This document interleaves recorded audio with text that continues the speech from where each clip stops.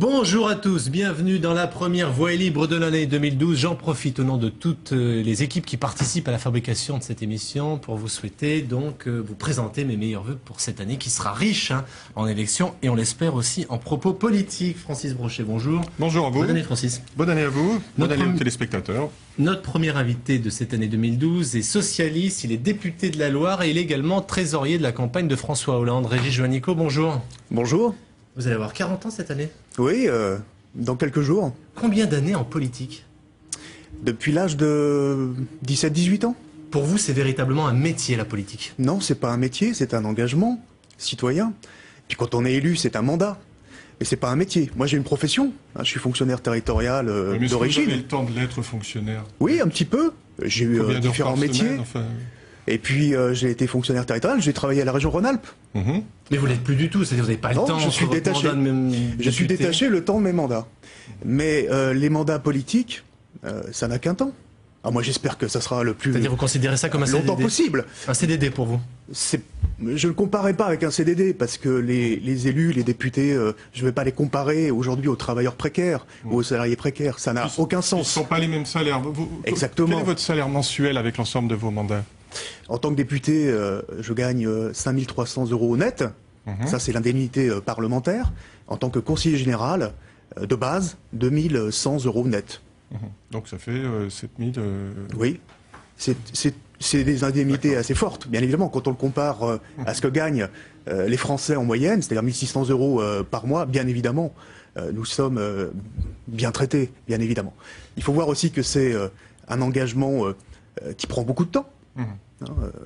80 heures par semaine, facilement, des agendas bien remplis, le week-end, le samedi, le dimanche. Et puis quand on a choisi, comme moi, d'être un député qui est à la fois actif à l'Assemblée nationale et très présent sur le terrain, oui, c'est un engagement total. Mais ça n'a qu'un temps. Donc il faut l'envisager justement comme un engagement plein et entier. Et puis ensuite aussi savoir qu'il y a la vie qui existe ailleurs. Alors je précise que les chiffres que vous avez vus sont des chiffres de plafond maximum prévus par la loi. Ce sont ces chiffres-là, effectivement, qui concernent donc les indemnités d'un député. Pour parler avec vous sur ce plateau, j'invite à nous rejoindre François-Xavier Pénicaud. François-Xavier Pénicaud est responsable dans le Rhône de l'association Anticor qui lutte, en tout cas qui milite contre la corruption et les conflits d'intérêts dans la politique. Je précise également, et c'est important, vous êtes responsable, ça n'a rien à voir avec la raison de votre visite, mais vous êtes responsable aussi des jeunes au MoDem au niveau national. Faut-il faire de la politique un métier, selon vous ? Déjà pour préciser, Anticor est bien une association qui est transpartisane. Vous avez raison de préciser mon attachement politique. Il y a des militants qui vont du front de gauche à l'UMP avec tout l'éventail politique qu'il y a. Et c'est une des choses, je préfère le préciser, je pense que c'est important, d'autant plus pour vos auditeurs, qu'il y ait cet élément-là. Alors, la politique ne peut pas être un métier. Nous, Anticor, on milite sur les questions de corruption et de conflit d'intérêts, on milite contre ces éléments-là, et on pense que la professionnalisation de la politique crée une dépendance et peut conduire au clientélisme. En aucun cas, une démocratie ne peut prétendre que ceux qui représentent le peuple le font par métier. M. Juanico a parlé un peu plus de vocation d'engagement. Je pense que c'est une bonne définition, effectivement. Nous, on conteste un petit peu cette approche carriériste de la politique. C'est pour ça que, par exemple, on a un discours assez fort sur la question du cumul des mandats dans le temps. Ouais. Je suis pas contre. D'abord, moi, je m'applique des règles, celles de mon parti, en termes de non-cumul des mandats. Je suis parlementaire, d'abord. Et ensuite, j'ai un mandat de conseiller général de base d'opposition. Et donc, je ne cumule pas entre parlementaire et fonction exécutive. Attendez, une question sur ce point, M. Juanico. Vous êtes le patron de la fédération de la PS de la Loire. Oui. Je crois que dans la Loire, il y a une candidate aux législatives, qui est maire de Roanne, qui a déjà dit moi, si je suis élu, je reste maire. Vous lui imposerez la règle si elle est élue? Écoutez, la règle pour le moment, c'est laquelle? C'est de dire... Pour le moment. pour le moment, au Parti socialiste. Attendez que les candidats aux législatives soient élus avant de leur appliquer des règles qui, aujourd'hui, bon, nous, on est le seul parti à s'appliquer une règle qui n'est pas celle de la loi. Vous l'imposez ou pas cette règle à Madame Desroches? Oui, et Martine Aubry a été très claire, et François Hollande a été aussi très clair. Votre réponse Maintenant, est claire. Elle devra choisir. Après la victoire législative que je souhaite, pour mon parti, bien évidemment, il faudra que cette loi, elle s'applique aussi à tous. Et ça sera notre rôle, j'espère, dans le futur Parlement, eh bien, de voter une loi qui s'applique à tous les élus pour qu'il n'y ait plus de cumul de mandats entre parlementaires et exécutif local. Mais je crois que c'est important ce que vous dites, monsieur Juanico, c'est que il faut absolument que sur cette question du cumul des mandats, il y ait une règle qui s'applique à tous les députés. Parce qu'on voit trop des élus qui fuient. C'est la bonne excuse systématique en disant, comme les autres le font, si je le fais pas, je pourrais pas être élu. Ce que disent certains élus aussi, c'est que malgré tout, ils ont besoin d'avoir un prolongement parisien de leur action locale. Oui, pour permettre de faire avancer les dossiers locaux. Oui, mais il est important d'être présent à l'Assemblée également. Ces élus, alors là, on passe en plus sur France 3 Rhône-Alpes. Ces élus-là, souvent, tiennent aussi un discours décentralisateur à côté, disent leur territoire est important, etc. Il faut le côté attachement parisien et local, c'est surtout une excuse à pouvoir cumuler soit des fonctions, soit des indemnités. Quand même, moi, sous la Troisième République, il y avait eu une grande montée au Parlement de Georges Clemenceau sur la question des conflits d'intérêts des parlementaires dans leurs activités professionnelles par rapport aux lois qu'ils votaient. Force est de constater que les choses n'ont pas beaucoup évolué. On va royalement, pour le prochain quinquennat, il y a un déontologue à l'Assemblée, qui a été recruté pour évaluer en catimini de façon non publique les conflits d'intérêts auxquels pourraient être assujettis les députés. Conflit d'intérêts et argent, parlons un peu d'argent puisque vous cumulez la fonction de député, le mandat de député avec la fonction de trésorier du Parti socialiste et de la campagne de François Hollande. Vous avez un budget, il est déjà fixé par la loi, si vous allez au deuxième tour, 22,509 millions d'euros, c'est ça? Ça, c'est le plafond à ne pas dépasser. Voilà. C'est une des règles qu'on s'est fixées dans nos lois de transparence de la vie politique. Alors ça se dépense comment? Quand vous êtes le trésorier, là, vous savez combien vous allez pouvoir dépenser au maximum, si vous êtes au deuxième tour. Ces 22,5 millions, vous allez les dépenser comment? D'abord, il faut expliquer comment on a des ressources financières. Ils viennent d'où? Ça, c'est important pour ceux qui nous regardent. D'abord, la moitié de cette somme de plafond, de 22 millions d'euros, va être remboursée par l'État. L'élection présidentielle, ça représente une somme à peu près de un peu plus de 200 millions d'euros de dépenses. Il y a l'impression des bulletins de vote, il y a 200 millions pour l'organisation matérielle, et puis il y a le remboursement des campagnes électorales des candidats. C'est la moitié. Donc en gros, tous les candidats vont faire un emprunt qui correspond à peu près à cette somme-là. Cette somme, c'est entre 10 et 11 millions d'euros. Voilà. Donc François Hollande va faire un emprunt comme les autres candidats à la présidentielle de cette somme-là, lequel il sera remboursé. Tout le reste, c'est-à-dire les 10 ou 11 millions qu'il reste, c'est la formation politique, en l'occurrence le Parti socialiste. Et moi, ça a été mon rôle ces dernières années de mettre de côté. Et vous avez fait des provisions, en fait. Exactement, des provisions en pour campagne électorale. De l'élection. Oui, exactement. À peu près entre 1,5 et 2 millions d'euros chaque année que je dégageais de résultats positifs de l'exercice budgétaire du siège national du Parti socialiste. Et puis il y a les dons, financement privé, les dons des personnes physiques, plafonnés. Et là aussi, il y a des règles. On aurait souhaité que ces règles soient un peu plus strictes, parce qu'il y a des contournements avec les micro-partis, en particulier le développement d'un certain nombre de formations politiques. 7 500 euros pour les partis. Voilà, pour les campagnes électorales, le plafond, c'est 4 600 euros de dons des personnes physiques. Nous allons essayer de développer cette formule-là.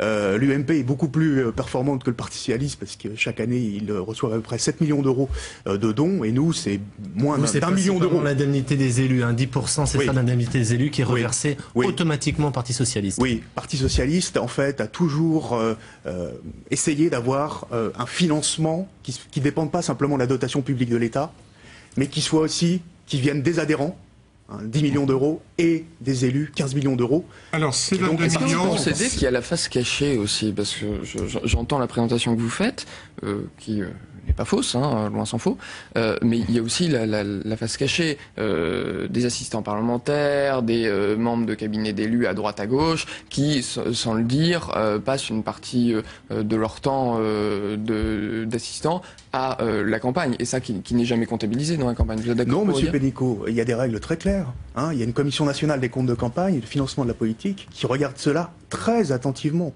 C'est très réglementé. On a des règles transparentes, je tiens quand même à le dire. En pleine affaire Karachi, je vous rappelle qu'on est en plein scandale. Et justement, l'affaire Karachi, d'un mot, c'est ce qui a reproché à la campagne d'Édouard Balladur, oui. Dont les comptes avaient été visés par le Conseil constitutionnel, et un membre du Conseil constitutionnel est venu dire nous avons prêté la main à une belle entourloupe. Oui. Quel crédit, effectivement, peut-on donner au contrôle? Je le dis, nous, notre vocation n'est pas de taper sur les élus, mais de reconstruire un lien de confiance entre ceux qui ont vocation à être élus et les citoyens. Aujourd'hui, il y a un lien de défiance à ce niveau-là, sur des questions comme Karachi. Karachi, d'abord, c'est le problème aujourd'hui d'irrégularité du financement à l'époque, alors que les lois étaient déjà votées. Alors on ne sait pas si ces versements liquides, 15 millions de francs à l'époque, c'est pas rien. Ces versements liquides sur le compte de campagne d'Édouard Balladur, est-ce qu'ils proviennent de rétrocommissions, de marchés ou de contrats d'armement avec le Pakistan? Ça, on ne le sait pas encore, c'est une possibilité. Est-ce que c'est les fonds secrets de Matignon? Mais dans les deux hypothèses, c'était illégal à l'époque. Et ça aurait dû être sanctionné, effectivement, par l'annulation du compte de campagne de M. Balladur à l'époque.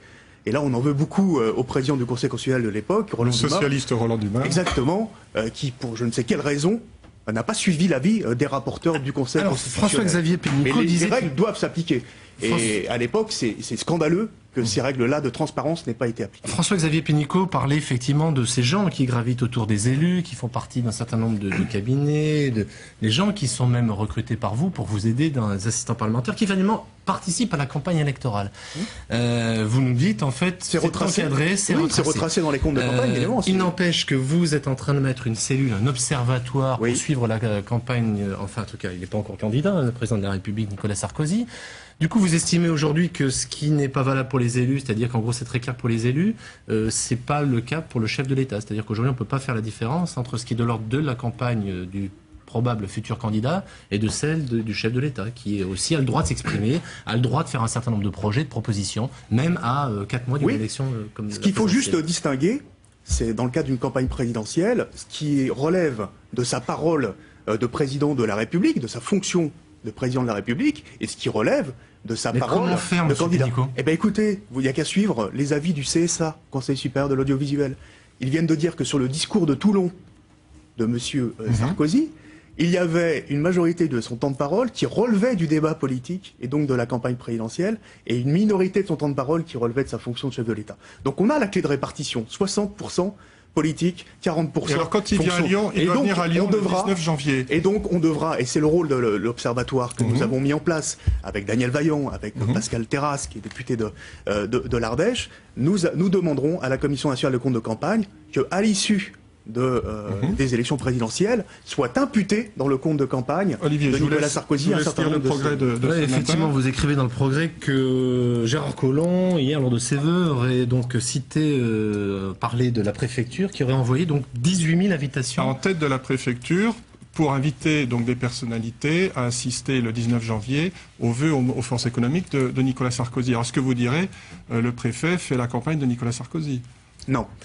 Il y a les cérémonies de vœux, on va dire traditionnelles, du président de la République. Alors bon, depuis un an, nous on a constaté que le nombre de déplacements et le nombre de cérémonies de vœux a très fortement augmenté. Donc vous n'êtes pas d'accord avec Gérard Collomb quand il dit utiliser à ce point les moyens de l'État pour mener campagne, c'est du jamais vu. Là, il est dans le cadre de sa fonction de président de la République. Il y aura des élus, j'imagine qu'il n'y aura pas que des élus de droite. Ou alors c'est plus des cérémonies de vœux républicaines. Bon. Donc après, dans les réunions qu'il est amené à organiser, nous, ce que nous disons, c'est qu'il y a un aspect politique. À Toulon, on a affrété des bus de l'UMP. Le responsable du Var l'a reconnu de l'UMP. Quand il envoie Henri Guénaud en meeting politique, son conseiller à l'Élysée, ça, c'est des dépenses électorales. C'est des dépenses électorales. C'est ça qu'on veut. On n'a pas eu le temps. J'aimerais qu'on revienne quand même un bref instant sur la manière dont vous allez dépenser votre argent. Combien ça coûte un meeting? Par exemple, le prochain meeting le plus important qui est annoncé, le 22 au Bourget, ça va vous coûter combien? Vous le trésorier? Ça dépend si c'est un grand meeting ou si c'est un Bourget, petit grand meeting. Il va y avoir beaucoup de petits meetings, des petites réunions publiques qui coûtent quelques milliers d'euros à organiser. Quelques milliers d'euros. Et il y a les grands meetings de François Hollande, il va y en avoir 6 ou 7, qui là coûtent entre 400 et 500 000 euros. Le Bourget, ça coûtera entre un peu moins de 500 000 euros. D'accord. Mercredi, vous inaugurez les locaux de campagne de François Hollande, avenue de Ségur, très beau quartier de Paris, le 7e arrondissement. Oui. Combien? 40 000 euros par mois pour 5 mois. 200 000 euros en tout. C'est des locaux qui font 1000 mètres carrés, qui vont accueillir 60 personnes qui vont être au quotidien dans la campagne, qui sont des locaux fonctionnels. Alors ils seront un petit peu serrés dedans, mais nous avons choisi la fonctionnalité surtout de ces locaux qui sont très bien situés, je dirais, à Paris. Ce n'est pas une dépense excessive au regard d'autres dépenses de locaux dans le passé. François-Xavier Pénicaud, merci beaucoup d'avoir participé à la première partie de cette émission. On va passer au deuxième thème que nous allons développer aujourd'hui. Il concerne l'emploi, les délocalisations, thème central. Nous allons écouter dans un instant une ex-salariée de l'entreprise Le Jabi qui, vous le savez, a délocalisé en Tunisie. Et cet ex-salarié, avec 2 collègues, a décidé de créer sa propre société de fabrication de lingerie. Elle se trouve à Bellegarde. Elle s'appelle du reste le savoir-faire belgardien. Et ça se passe plutôt pas mal depuis 4 mois. Le carnet de commandes est plein, même si, et elle va d'abord faire un constat avec vous, elle a rencontré énormément de problèmes ces 4 premiers mois, notamment des problèmes administratifs. Et elle vous adresse une interpellation et on souhaite vous entendre directement après cette interpellation. On écoute Natalia. Les subventions, les trucs administratifs, tous ces papiers, c'est très très long.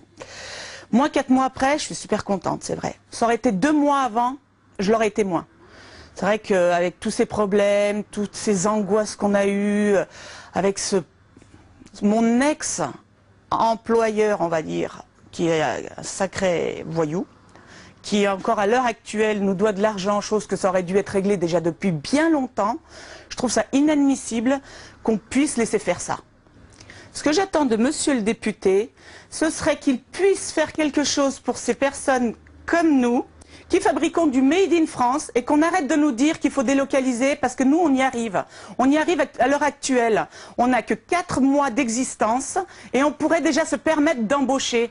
Alors il faut arrêter de tout délocaliser. Le Made in France, on peut le conserver. Il suffit d'y vouloir et de faire quelque chose. Il suffit d'y vouloir et de faire quelque chose. Oui, Le Jabi, mais on pourrait citer bien d'autres entreprises. On est dans une région industrielle. Je suis dans un département, la Loire, qui est un département industriel. Entre 2008, 2009, 2010, 3500 licenciements économiques. Siemens, Jean Cabi, Mavilor, Akers, Suller. À chaque fois, d'ailleurs, des grands groupes multinationaux, européens. Que faire, monsieur Juanico, c'est l'interpellation de Natalia. Voilà, qui prennent des décisions et qui rayent des sites industriels. Donc, effectivement, il faut, et c'est François Hollande, on a fait l'un de ces thèmes, patriotisme industriel, le patriotisme économique. Ça veut dire quoi? C'est une belle expression, mais ça veut dire quoi? Aujourd'hui, le problème, c'est qu'on a perdu des savoir-faire industriels. On a perdu des emplois. Près d'1 million d'emplois, quasiment 800 000 emplois depuis 10 ans, 350 000 depuis que Nicolas Sarkozy est président de la République. Aujourd'hui, il faut mettre le paquet en termes de moyens financiers pour aujourd'hui recréer ces savoir-faire ou créer ces savoir-faire, les maintenir aujourd'hui en termes de production nationale.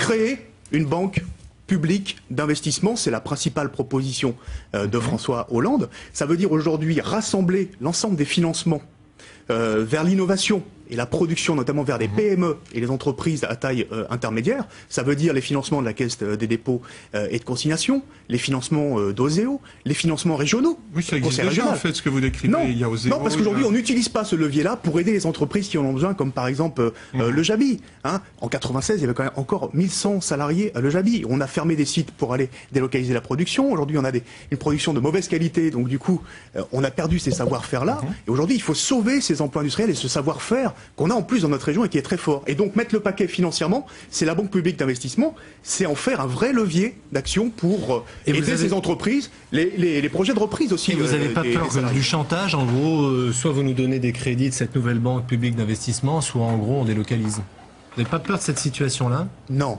Parce que finalement, une entreprise aura toujours tout intérêt à les délocaliser dans un pays dans lequel la main-d'œuvre est moins chère. Non, pas si les chefs d'entreprise, les employeurs et aussi les salariés qui sont pas assez associés aux grandes décisions stratégiques de leur entreprise, aujourd'hui ont la détermination de produire dans leur région, de produire localement. Simplement, il faut miser sur l'innovation et sur des nouveaux savoir-faire. Dans la Loire, par exemple, il y avait la mine avant, il y avait le textile, et il y avait toutes ces industries comme l'industrie de l'armement. Terminé. Mais on a la mécanique de haute précision, on a l'optique, le traitement de surface, le textile santé. C'est du moyen long terme. Oui, mais c'est là où on est en train de recréer des emplois industriels. Là, le président va dire, créons une TVA sociale ou anti-délocalisation. Ça paraît plus radical, plus rapide, non? C'est une blague. C'est une blague, la TVA, bien évidemment sociale. Qu'est-ce qu'elle va produire? Moins de pouvoir d'achat aujourd'hui pour les salariés qui vont prendre 3 ou 4 points de TVA sur l'ensemble des produits, pas simplement les produits importés. Et bien évidemment que ça va pas servir aujourd'hui à concurrencer en termes de prix des produits qui vont être importés de Chine. Enfin, personne n'y croit. Ils produisent 30 fois moins cher qu'en France, en Chine. Donc c'est pas 3 ou 4 points de TVA qui va aujourd'hui redresser notre compétitivité. La compétitivité, aujourd'hui, c'est pas une question de coût du travail. On a le même coût du travail au niveau de l'industrie manufacturière avec l'Allemagne. 35 € aujourd'hui par jour. Mais eux, ils exportent et ils sont leaders. Non, c'est un problème de savoir-faire, d'innovation et aujourd'hui de volonté politique de réindustrialiser la France. C'est ça c'est pour ça que je dis la Banque publique d'investissement. Là, c'est un vrai outil pour permettre de garder ces emplois-là. Nous allons inviter maintenant à participer à ce débat notre dernier invité de la première partie. Antoine Demort, venez nous rejoindre. Antoine Demort est étudiant à Lyon 2 en sciences politiques et en droit et depuis 2 ans, Antoine se produit également sur les scènes de la région, mais pas seulement, où il est humoriste. Dites-moi, Antoine, demain, François Hollande va à Jarnac. Un François qui rencontre un autre François Mitterrand, celui-là. Qu'est-ce que ça vous inspire?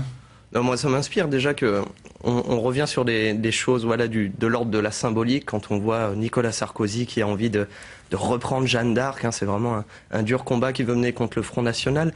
Je trouve que c'est quand même assez intéressant dans le sens que finalement il veut récupérer ce symbole qui est un symbole qui entend des voix alors que lui n'entend pas ce que les Français lui disent. Donc c'est quelque chose assez intéressant comme ambivalence. Du côté de François Hollande, il a eu du mal quand même à se détacher de son complexe d'Oedipe vis-à-vis de François Mitterrand. C'est vrai, on en est quand même à 2 doigts de réenfiler le velours côtelé pour aller gravir Solutré. Enfin, je pense que c'est à peu près ça. Évidemment. Vous êtes né en Saône-et-Loire, comme moi. Exactement. Enfin, en tout cas, c'est quand même mieux que ce soit François Hollande plutôt que Dominique Strauss-Kahn, parce que lui aurait été obligé de faire un hommage à Rocco Siffredi. Donc. François Mitterrand, on a l'impression parfois qu'au Parti Socialiste, on a du mal à se détacher de cette figure tutélaire. Vous avez 40 ans cette année. Vous n'avez finalement jamais participé à une élection présidentielle où François Mitterrand était candidat. 9 ans en 81. 9 ans devant mon poste de télévision. 88. Bien sûr, avec la joie de mes parents. Et ils ont vu François Mitterrand apparaître sur l'écran, bien évidemment. Ça, c'est très fort dans un engagement politique. Après, j'ai revu François Mitterrand en 88 dans sa campagne, sa deuxième campagne présidentielle. J'étais à l'île de la Réunion, j'habitais là-bas. À l'époque, il est venu faire un meeting et c'est vrai que à l'époque, même si moi je me suis engagé pas forcément sur cette voie-là, j'étais plutôt rocardien, à l'époque je suis rocardien, donc c'était le deuxième septennat, au début Mitterrand n'était pas très attractif à l'époque. Vous étiez pour Aubry, c'est Hollande, vous étiez pour Rocard, c'est Mitterrand. Faut pas vous suivre. Non, je suis surtout l'ami de Benoît Hamon aussi quand même au Parti Socialiste. Benoît Hamon, ça c'est une finalité depuis le début. Benoît Hamon, c'est peut-être dans le temps. Mais François Mitterrand, oui, bien évidemment, mais pour la famille socialiste, c'est un symbole extrêmement important. Mais pour la campagne présidentielle, un symbole. Ça a été le dernier président de la République. Et bon, il a quand même été réélu 2 fois. Il vous parle encore ce symbole, vous? Bien évidemment. Mais quoi, dans le sens conquête du pouvoir? Je vois Antoine Demort complètement. C'est aussi tout le bilan, les réformes sociales, ce qu'il a apporté au pays, l'Europe, et puis ce qu'il a apporté aussi dans le domaine culturel. De la transparence politique notamment, on peut aussi le souligner. Enfin, François Mitterrand, en termes de transparence, c'était quand même le summum. C'est vrai qu'il mettait tout le monde sous écoute, donc du coup, c'est vrai que c'était très transparent. Il y a aussi une face noire. Voilà, la face noire. J'espère que François Hollande ne va pas nous sortir une mazarine, parce que... J'ai construit mon engagement politique aussi contre les dérives. Je pense à la France-Afrique, je pense à un certain nombre de dérives qu'on a connues en termes d'affaires du second septennat. Je l'ai aussi construit contre ça. Et pour essayer que la gauche, effectivement, se relève, Lionel Jospin l'a très brillamment fait aussi. Juste, je vous coupe, Francis. On va écouter une petite surprise pour Monsieur Juanico. Nous sommes en janvier 1996. À l'époque, la rédaction nationale va, rue Solferino, recueillir des réactions après le décès de François Mitterrand. Je vous propose d'écouter ça. Les relations entre les jeunes et François Mitterrand ont toujours été, je pense, des relations profondes, de respect mutuel. Et je pense que ce qu'il a fait pour le pays restera très longtemps au niveau historique pour ces jeunes-là, un héritage considérable. Vous ne renierez rien.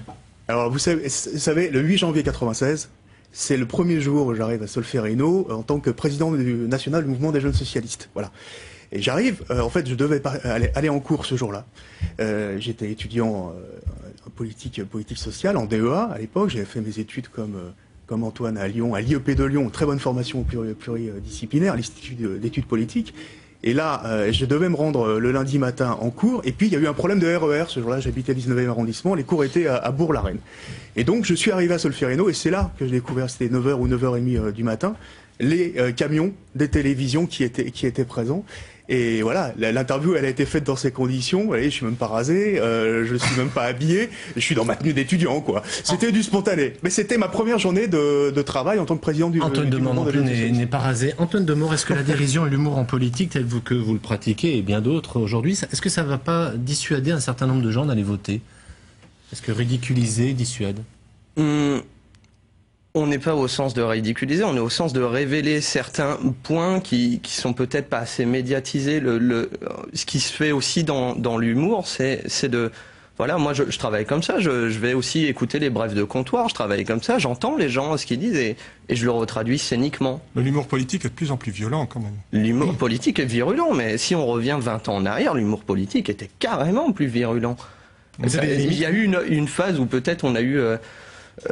un petit peu un tassement, et là on revient sur des choses plus politiques, plus engagées, parce que justement c'est la société aussi qui pousse les humoristes à rentrer dedans. En tout cas, moi je pense qu'il y a des choses, les gens viennent se purger. Vous êtes parfois choqué par tel ou tel... Non. Non ? Non, aucunement, et par la dérision non plus.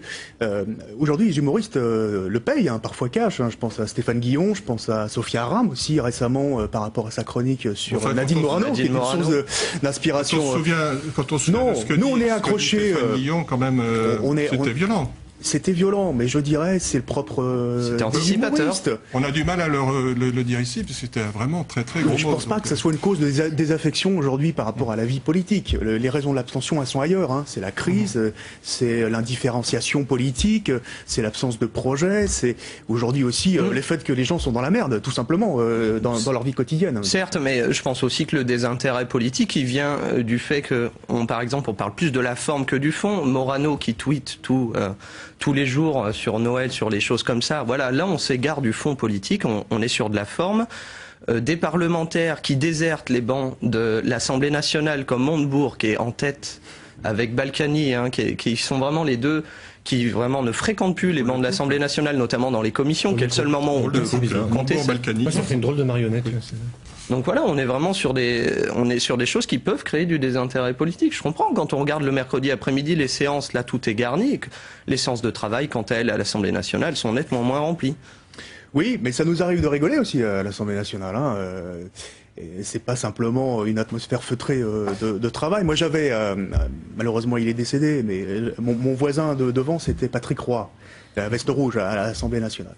Et alors il avait pour habitude, et je crois que Bernard Accoyer parfois ça l'irritait, mais bon, il en souriait, de rajouter au titre des ministres un épithète ou un adjectif. Donc ça donnait ministre de l'Emploi et du Chômage, ministre de l'Éducation et de la suppression des postes. Bon, voilà. Et c'est aussi une forme de dérision qui pour nous est extrêmement importante. Non, j'en conviens. Simplement, ce que je voulais vous dire, c'est qu'au niveau de l'activité politique, puisque là on est dans de l'activité vraiment de l'efficience politique, il y a une efficience qui n'est pas forcément là au Parlement sur certains points. Quand on voit Fabius qui demande un huissier pour aller émarger sa feuille et partir après, vous voyez, c'est au niveau de l'efficience politique, tout comme il y a aussi des commissions, des comités Théodule. On a par exemple un observatoire supérieur du comportement canin.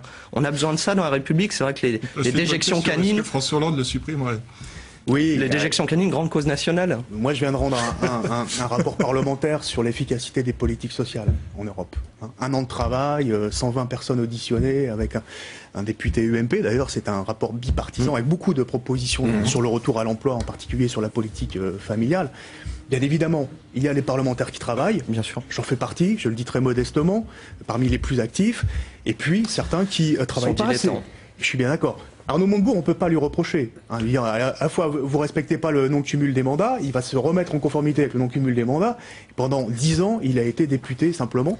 Et donc, il a été un brillant parlementaire. Aujourd'hui, il pense que son investissement n'est plus à l'Assemblée nationale, et plutôt comme président du Conseil général de Saône-et-Loire. Et je pense qu'on ne peut pas lui reprocher cela maintenant. Il existe en tant que responsable. Alors, on commence la deuxième partie avec cette phrase que nous avons sélectionnée, qui a été donc une citation reprise par nos collègues de l'agence France Presse. Elle concerne François Hollande. Ah non, en fait, c'est Éric Besson, pardon, qui dit « Tout le jeu de François Hollande, c'est de rester dans l'ambiguïté le plus longtemps possible ». Ah, c'est un expert qui parle là, parce qu'en termes d'ambiguïté et de duplicité, j'ai envie de dire politique, Éric Besson est quand même un spécialiste. Voilà. Je le renvoie à son bilan du gouvernement Sarkozy. Franchement, c'est pas à la hauteur aujourd'hui du débat que nous devons avoir. Besson, c'est Hollande là. Hollande est quand même. Franchement, ces remarques-là, qui sont du même acabit d'ailleurs que les autres membres du gouvernement, qui ont tous les mêmes éléments de langage, c'est pas à la hauteur aujourd'hui des enjeux de cette campagne présidentielle. Les Français, ils ont envie de nous entendre sur l'emploi, sur le pouvoir d'achat, sur le chômage. Justement. Eh bien, les propositions, elles sont sur la table. Qui a fait des propositions jusqu'à maintenant? Écoutez, moi j'ai entendu François Hollande. J'ai entendu François Hollande allait faire un programme de 5 pages. On l'a pas encore vu. Quand est-ce qu'il arrive ce programme? Attendez, François Hollande, il n'a pas commencé sa campagne le 4 janvier. Il a été pendant 4 mois. Depuis mars 2011, pendant les primaires, il a eu l'occasion de labourer en 60 déplacements et d'expliquer ce qu'était aussi son programme et ses propositions. Les 60 000 postes dans l'éducation nationale sur 5 ans. Oui, le contrat de génération pour le chômage des jeunes. Le fait qu'il y ait un tutorat senior et CDI, on fait rentrer les jeunes dans l'entreprise. La question de redonner du pouvoir d'achat aujourd'hui aux Français, avec la question énergétique, la baisse des tarifs sociaux pour l'eau ou pour l'énergie. La réforme fiscale. On parlait tout à l'heure de l'industrie. On n'aura rien de plus, en fait. Fin janvier, on n'aura rien de plus. On parlait tout à l'heure de l'industrie, la réforme de l'impôt sur les sociétés, pour privilégier ceux qui font des investissements productifs par rapport à ceux qui font des dividendes. C'est extrêmement important. C'est que sur les 60 000 postes, on a eu une version, puis une autre version, puis une autre version. Sur la réforme de la fiscalité, la fusion de la CSG et de l'impôt sur le revenu, on a une version, on nous dit que ça ne sera pas tout à fait ça. Enfin bref, il y a du flou. Que François Hollande précise ces propositions, mais elles sont sur la table. Quelles sont les propositions du candidat Nicolas Sarkozy? Vous les connaissez? Sur l'emploi, il va en donner bientôt. Là. La TVA sociale. Oui, sur l'éducation, il y a 2 jours, effectivement. Une mesure injuste pour les salariés et pour les retraités.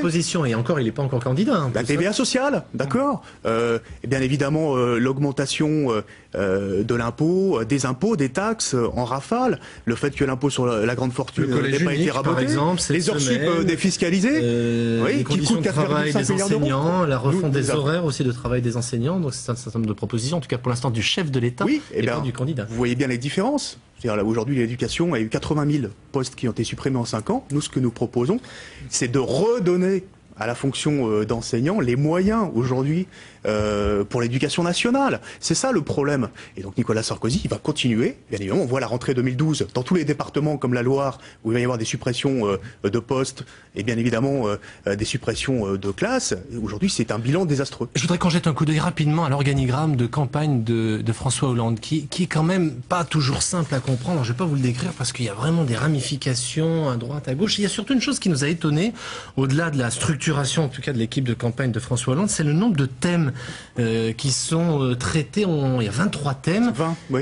23. Une vingtaine, oui. Ouais, et on se dit, mais finalement, c'est le programme de François Hollande, c'est le programme de Parti Socialiste, on est en train de réécrire un nouveau programme. Pourquoi finalement un staff de campagne qui, allez, on va le dire, sent un peu l'armée mexicaine? Non, mais on est nombreux au Parti Socialiste. C'est vrai que par rapport à d'autres partis, on a énormément d'élus, on a beaucoup de responsables de talent. L'essentiel, c'était de rassembler et de bien faire fonctionner, je dirais, à la fois l'équipe de campagne présidentielle et le Parti socialiste, qu'on ne recommette pas les erreurs du passé. Est en train de s'afficher à l'écran. 23 thèmes, là. C'est quand même très compliqué. Les 23 thèmes. Moi, je l'ai devant les yeux. Ils sont tous importants, ces thèmes. Ils sont tous importants. On pensait qu'il y a quelques années, vous aviez déjà travaillé sur toutes ces questions-là dans le programme du Parti socialiste. Il faut les retravailler encore maintenant. Et le projet socialiste, nous allons nous en inspirer très fortement. Mais vous comprendrez aussi que la situation économique et sociale du pays, qui s'est lourdement aggravée, nous amène le candidat François Hollande dans les prochaines semaines, ça sera fin janvier, oui, il ne faut pas attendre très longtemps, à préciser ce que sera son projet de candidat à la présidentielle. Mais les principales mesures que je vous ai évoquées tout à l'heure, sur le chômage, le pouvoir d'achat et l'emploi, aujourd'hui c'est la priorité, ça sera le fil rouge. Quand vous dites préciser, c'est-à-dire revoir un certain nombre de mesures, eu égard aujourd'hui aux nouvelles contraintes budgétaires, par exemple ? Non, c'est tout simplement recalibrer, faire des priorités, hiérarchiser, vous savez, 5 ans. C'est court et c'est long à la fois, mais on ne fera pas tout en un an. Il faudra étaler les réformes les unes après les autres. Il s'est un peu exprimé chez nos confrères là, récemment de Libération. Il a fait un texte de 2 pages. Oui. Moi, j'ai retenu un mot, entre autres, c'est effort. Il faudra faire des efforts. On ne va pas distribuer. Mais il faudra surtout faire des efforts pour redresser le pays, sur le plan financier, sur le plan économique, sur le plan industriel. Plus d'efforts que vous ne le pensiez à l'automne ou au printemps dernier, quand la crise était moins aiguë. Oui, mais les sacrifices, les Français en ont assez. Ils en ont eu... effort, sacrifice, beaucoup, chose, pendant 5 ans. Quand même. Et aujourd'hui, le résultat, c'est qu'il n'y a plus de croissance, c'est qu'il y a un chômage qui a explosé, plus d'1 million de chômeurs de plus.